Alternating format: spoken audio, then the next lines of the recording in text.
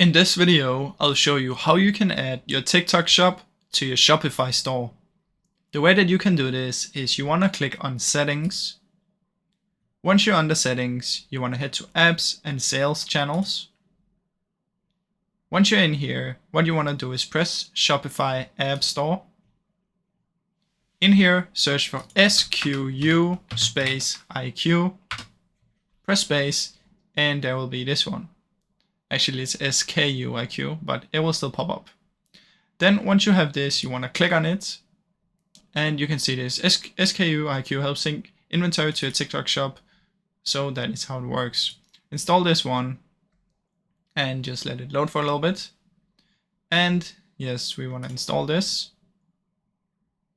And just give it a few seconds until this is installed. And once this is installed, you just want to create your account and set it up, and make sure you also have the TikTok shop. Once you've installed that, you will then connect your TikTok account, and you will connect this account, and then it will be good to go. Now, I really hope you enjoyed this video. If you did, please leave a like and subscribe, as it helps me out a ton. Thank you so much for watching.